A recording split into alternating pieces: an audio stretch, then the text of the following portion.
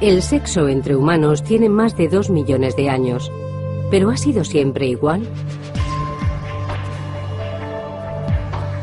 Las primeras referencias escritas proceden de una época en que las relaciones sexuales ya estaban estereotipadas.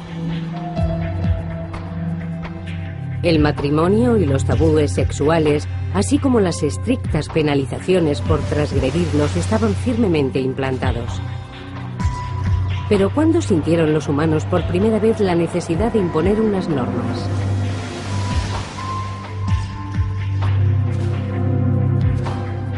¿Cuándo empezó el sexo a estar gobernado por la sociedad? El sexo en la antigüedad. La Edad de Piedra.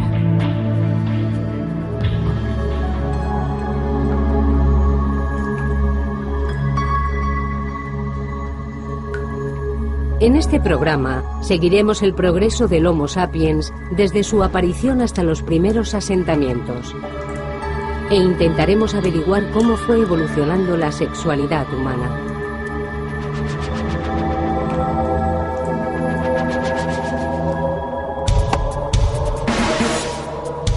Los indicios físicos son escasos.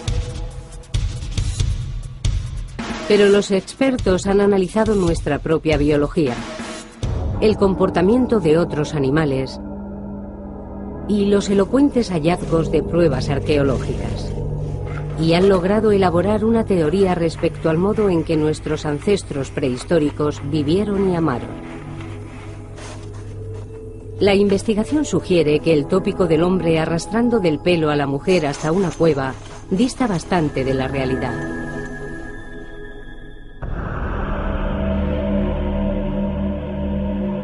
Hace 26.000 años, 10.000 años después de la muerte del último Neandertal, un reducido grupo de humanos primigenios ejecutó un extraño ritual. En las profundidades de la Europa de la Edad de Hielo, en lo que ahora es la República Checa, 3 jóvenes fueron enterrados juntos en la misma tumba. Este triple enterramiento es un misterio y también una clave para entender los orígenes de la sexualidad humana. Si pudiéramos comprender qué sucedió aquí, ampliaríamos significativamente nuestros conocimientos acerca de este tema. Los enterramientos eran extremadamente raros en aquella época y este en concreto es único. Uno de los cuerpos aparece con una estaca clavada en los genitales y otro con un cuchillo apuntando hacia esa misma parte del cuerpo. Y se echó polvo de ocre sobre los 3 cadáveres. Este triple enterramiento es el ejemplo más antiguo de una inhumación de naturaleza sexual de la que se tiene constancia. La fosa se conservó durante 26.000 años casi intacta antes de ser descubierta en una expedición arqueológica. Y además las circunstancias para excavarla eran propicias. Las posibilidades de que todo eso ocurra son infinitamente pequeñas. Desde su descubrimiento en 1956, cerca de la pequeña ciudad checa de Dolní Věstonice, los científicos han estado tratando de averiguar qué ocurrió. ¿Fue un crimen pasional? ¿Fueron ejecutados por transgredir las leyes sexuales? Se sabe que en el Paleolítico o Edad de Piedra, los pueblos que enterraban a sus muertos en Dolní Věstonice vivían en grupos pequeños y estables de unas 30 personas. Dedicaban el tiempo a cazar y a buscar comida, y por la noche dormían guarecidos en tiendas junto a hogueras de carbón. Llevaban ropa, esculpían herramientas y se trasladaban con las estaciones y la caza. Varias veces al año se reunían con grupos para intercambiar noticias y comerciar. Las personas que vivían aquí hace 26 o 27.000 años se mantenían en contacto permanente con otros pueblos. Intercambiaban piedra y formaban una comunidad cultural que se extendía desde Rusia hasta Francia y Gran Bretaña. Dolní Věstonice no era un lugar remoto, en absoluto, sino un centro esencial para la cultura del Paleolítico. Por eso este enterramiento constituye un hecho de gran relevancia en el proceso de formación de la sociedad europea. Hasta 1996, el profesor Eric Trinkaus no pudo someter a los esqueletos a un análisis completo de pruebas anatómicas y forenses. Descubrió que sus edades oscilaban entre los 17 y los 23 años, la época de plenitud reproductiva. Y también averiguó que los cadáveres de los laterales eran sin duda hombres, pero el de en medio resultaba más difícil de clasificar. Si nos fijamos en la cara, parecen los rasgos finos de una mujer. Y si observamos el tamaño y la fortaleza de la pelvis, también diría que es una mujer. Pero si aislamos la pelvis y examinamos su forma y otros detalles, también podría pertenecer a un hombre. La conclusión más probable es que se trate de una mujer. Pero en tal caso hablaríamos de una mujer que no ha parido nunca.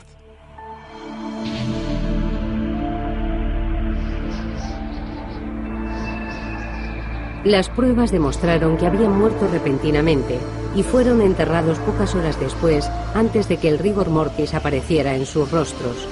La importancia concedida a los órganos genitales apunta a que fueron ejecutados por motivos sexuales. Estos 3 jóvenes murieron juntos y fueron enterrados juntos. Seguramente también los mataron juntos. Puede que los envenenaran porque la sociedad no pudiese tolerar su conducta. Quizá actuaron de un modo depravado para esa época. Pero ¿qué horrible acto pudieron cometer?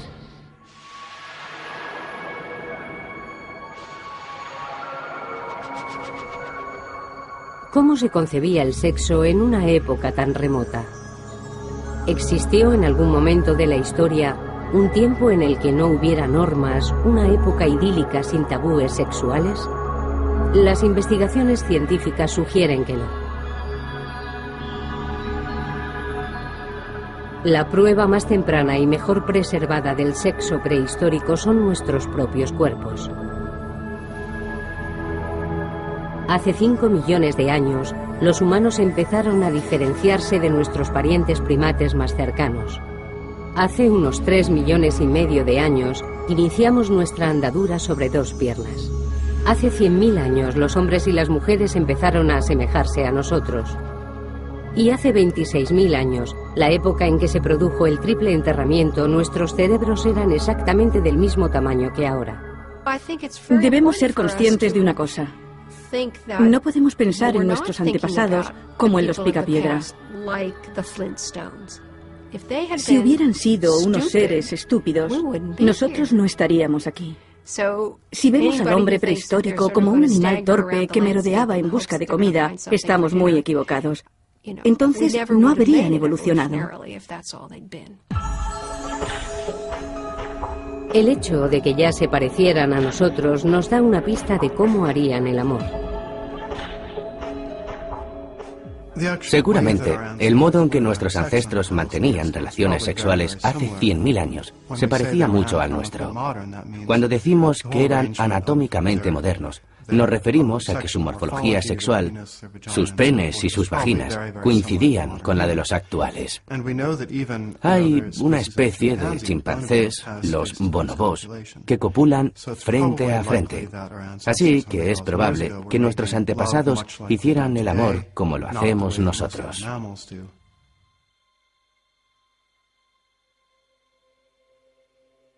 Sin embargo, las mayores similitudes se han encontrado en el interior de nuestros cuerpos. Igual que muchos otros mamíferos, los humanos producimos una hormona especial durante la actividad sexual, la oxitocina. Esta hormona induce sentimientos de unión romántica que vinculan a las parejas. La oxitocina lleva cientos de miles de años afectando a nuestras emociones.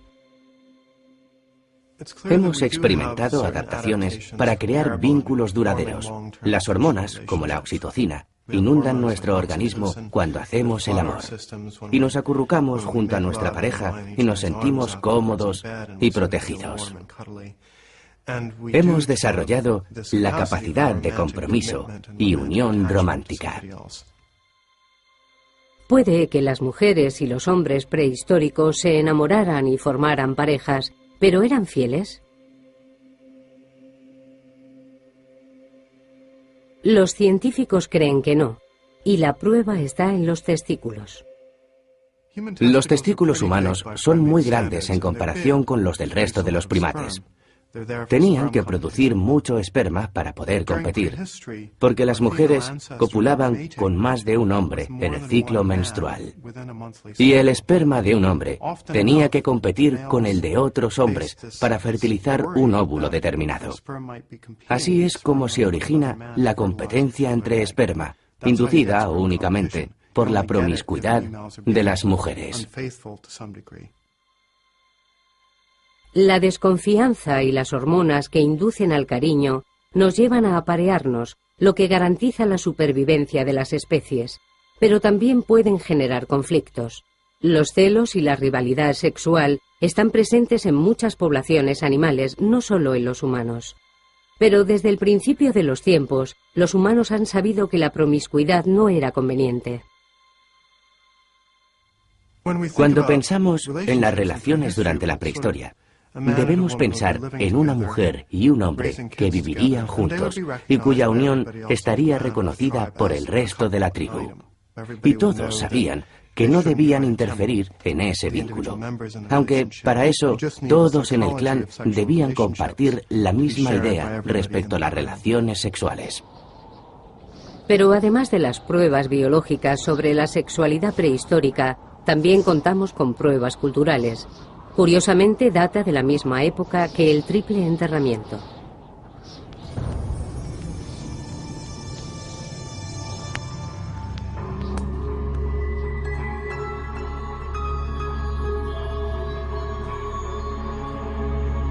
Un arqueólogo encontró este pequeño objeto en la orilla del Danubio, en 1908.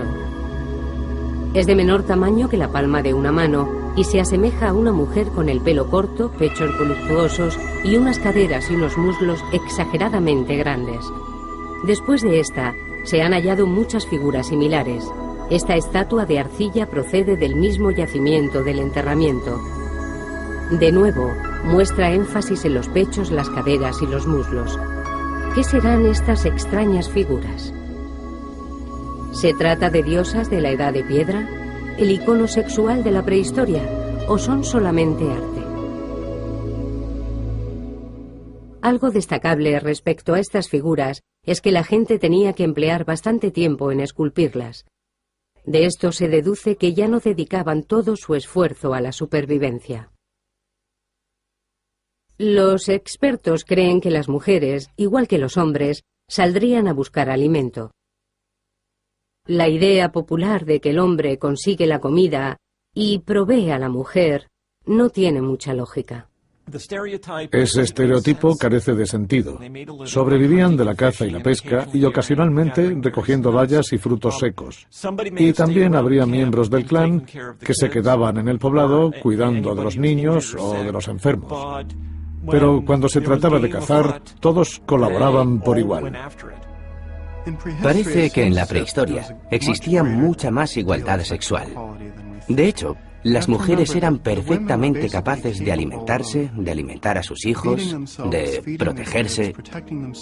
Vivían en grupos unidos y se desenvolvían muy bien sin los hombres. No los necesitaban tanto, y eso les concedía muchísimo poder. Los estudios sobre grupos cazadores y recolectores también apuntan a la igualdad.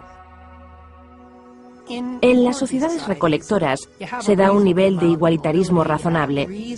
Si alguien no estaba conforme con la organización de las tareas, siempre podía optar por irse, buscar otra tierra cerca del agua o de otros pastos y vivir felizmente allí. En la prehistoria, la voz de los hombres tenía el mismo peso que la de las mujeres. Era un mundo en el que imperaba la igualdad social y sexual. Sin embargo, dicha igualdad no se refleja en el arte del periodo prehistórico. Actualmente tenemos constancia de 200 de estas figurillas. Las hay de muchos tipos y materiales. Algunas, como esta, están hechas de piedra caliza. Y hay otras esculpidas en marfil de hace 20 y 30 mil años. Han sido encontradas desde Rusia hasta Francia, pero puede que solo estemos ante la punta del iceberg. Seguramente haya por descubrir muchas decenas de miles de estas figuritas más.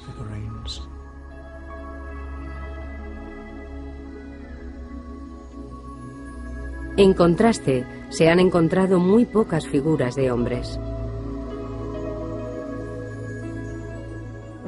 Una de las primeras figuras masculinas, y sabemos a ciencia cierta que es un hombre porque posee pene, tiene un agujero en el torso que le atraviesa hasta la columna vertebral y presenta otro agujero en la cabeza.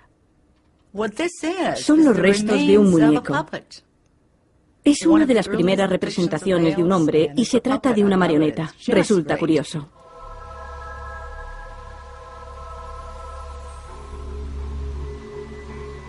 El descubrimiento de las primeras figuras suscitó toda clase de teorías. Según la más popular, en la prehistoria, se consideraba a las mujeres diosas madre. Las rendían culto porque tenían la capacidad de crear vida.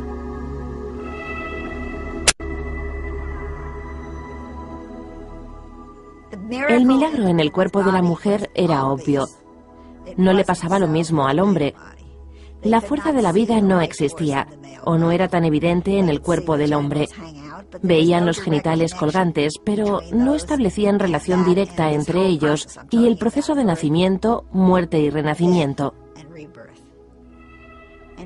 Y la gente de la Edad de Piedra sentía la necesidad de poseer un símbolo tangible al que venerar. Eso podría haberlos llevado a imaginarlo con forma de mujer.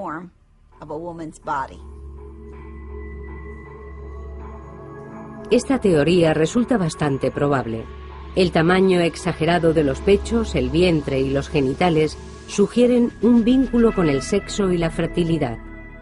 Pero la teoría de la diosa madre no está universalmente aceptada. Si son imágenes de culto, como se las llama, las encontraríamos en más lugares. Pero no han sido halladas en lugares de veneración. No han aparecido en ningún altar, ni en lo que se considera que pudieron ser templos. Además, muchas de ellas están rotas, y otras muchas se han encontrado en fosas para desechos. El mito no tiene una base firme en la que sustentarse.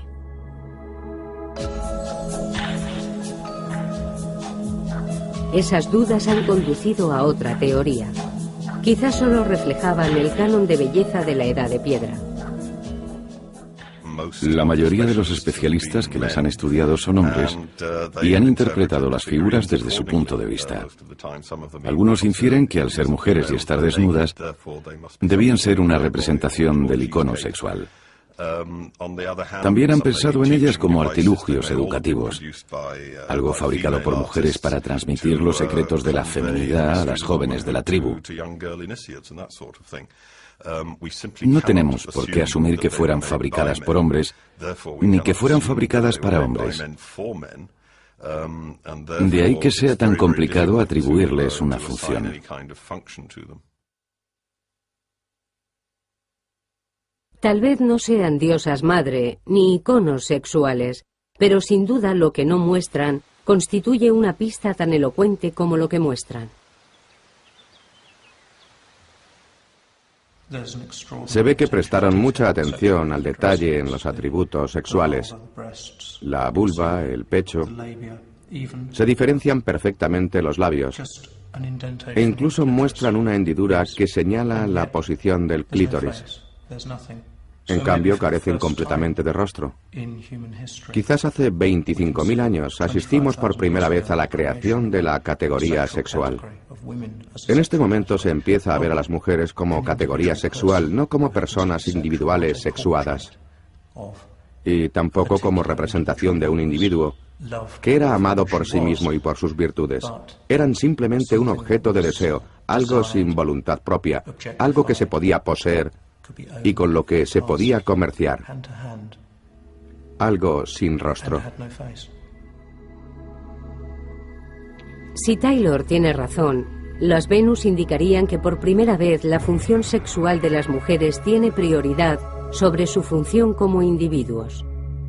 Y este concepto esencial ha sido reflejado en más representaciones, como los grabados en las paredes de las cuevas durante ese mismo periodo. Cuando a principios del siglo XX los arqueólogos encontraron estas figuras, no dudaron en identificarlas como vulvas femeninas. Les han dado nombres extraños, como vulvas estilizadas, vulvas esquemáticas, vulvas inacabadas, incompletas y muchas otras denominaciones. Incluso se llegó a interpretar una única línea grabada en la pared como la hendidura aislada de una vulva. Todo esto nos dice mucho más de los intérpretes que de las personas que esculpieron las figuras. Los problemas que vemos en la prehistoria son los que nosotros mismos proyectamos, porque pensamos que siempre ha sido igual. Estamos aplicando la perspectiva del presente al pasado. Pero a pesar de las dificultades para interpretar los artilugios antiguos, los expertos creen que hace unos 25.000 años se produjo un cambio en la historia humana, y a partir de entonces se vio a la mujer como un objeto y no como a una igual. ¿Pero por qué sucedió? La pista más clara la aporta Dolní Bestonice, el lugar donde se llevó a cabo el triple enterramiento.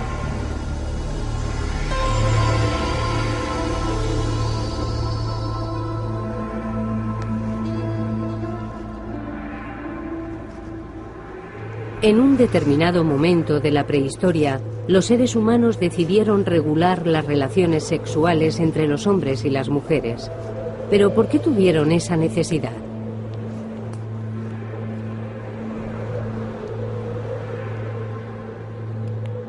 En la Edad de Hielo, cuando los grupos eran pequeños y estaban estrechamente unidos, no se necesitaban normas.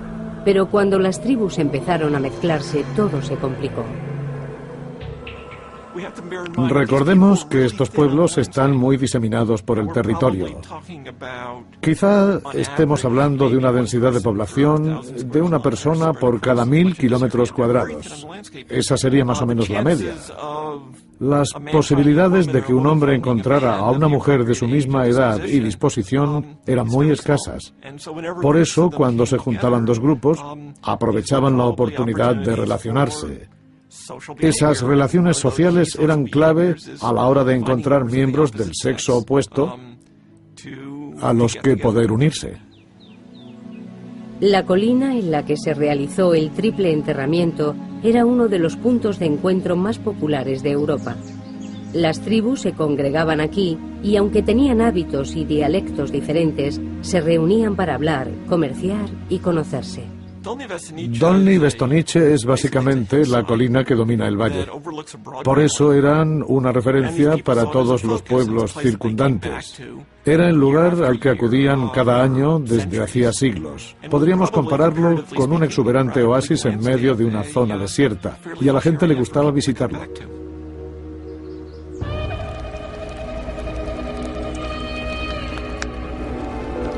Las reuniones en la colina constituirían un acontecimiento de gran relevancia. Era una oportunidad de conocer a otras personas y de unirse a ellas. La gente se congregaba aquí en considerables multitudes para las ceremonias de búsqueda de pareja o para cualquier otro tipo de celebración. Era un sitio de agregación, como se los conoce técnicamente.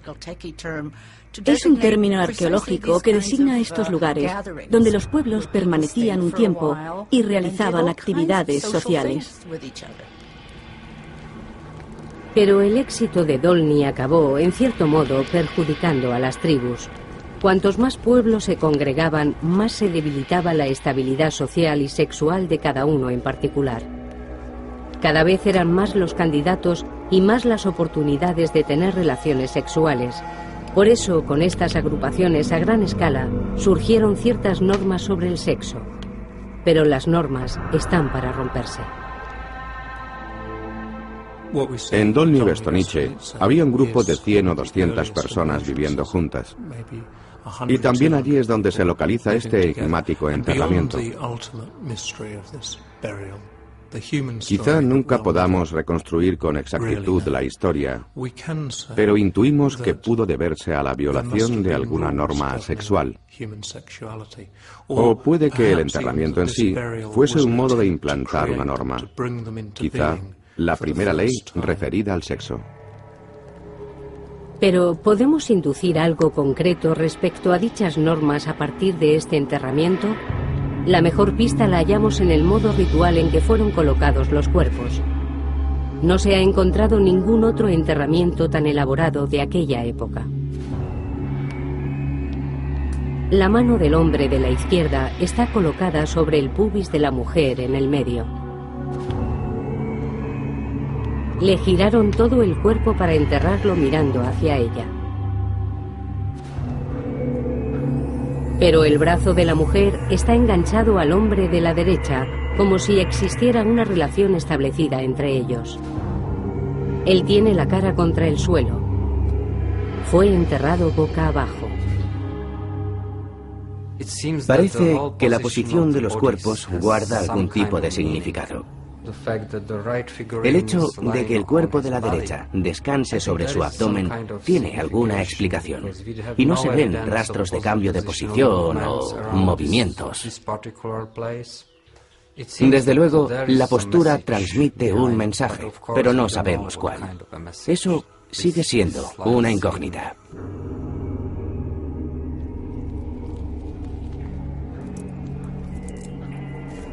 En torno al cuerpo de la izquierda vemos algunas conchas como elemento decorativo, y también le clavaron una estaca de madera en los genitales. Echaron ocre rojo sobre las tres cabezas, un polvo de óxido de hierro. Se utilizó en las tumbas y en las pinturas de las cuevas durante toda la Edad de Piedra. En este caso parece aludir a algo sexual. También la zona púbica de la mujer está cubierta con este polvo. La cabeza del hombre de la izquierda muestra una segunda capa de ocre rojo y un diente de lobo. Aquí se ve una especie de costra. Es del individuo de la izquierda. Una gran corteza de polvo rojo y el diente agujereado de un animal. Obviamente, todo esto fue premeditado y tenía alguna intención.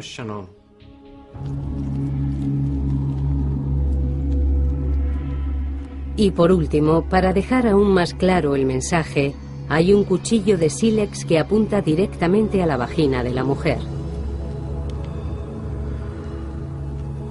Aislado, cualquiera de estos detalles podría atribuirse a la casualidad, pero todos a la vez indican cierta deliberación.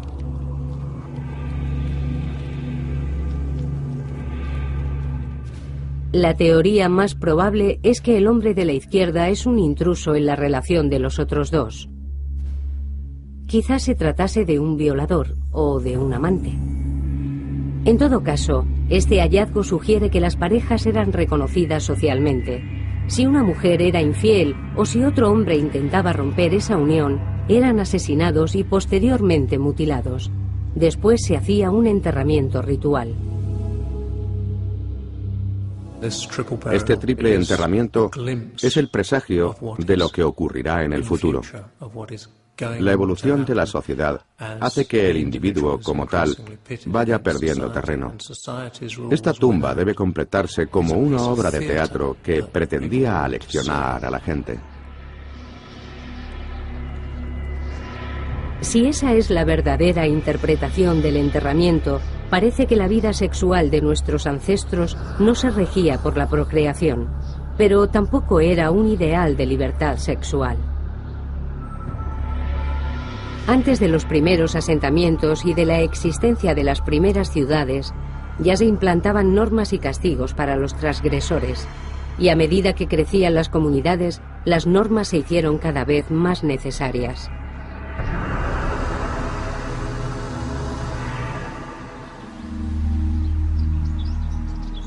En torno al año 8000 a.C., los hielos que cubrían grandes territorios empezaron a retraerse. Con el incremento de las temperaturas, las tribus nómadas empezaron a asentarse en los pastos. En lugar de recoger frutos, bayas y grano, domesticaron a los animales y plantaron sus propios cultivos.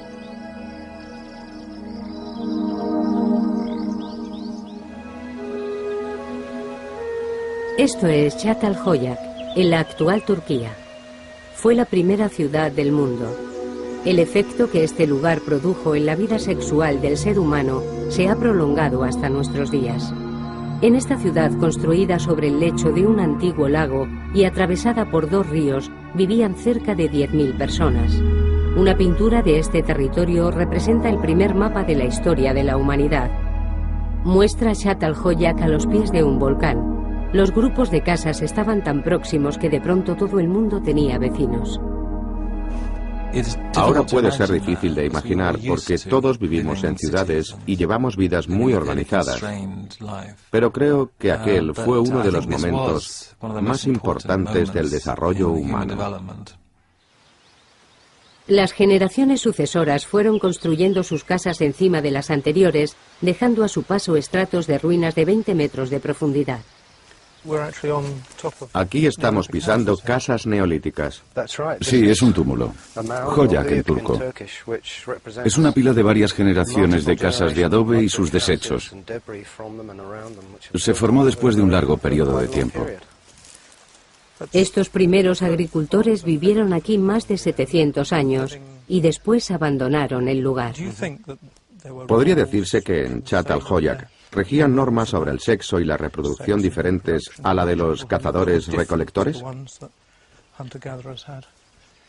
Creo que en la práctica debía de haber diferencias considerables.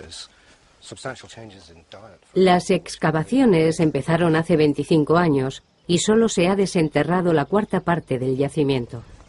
Esta es una de las casas excavadas.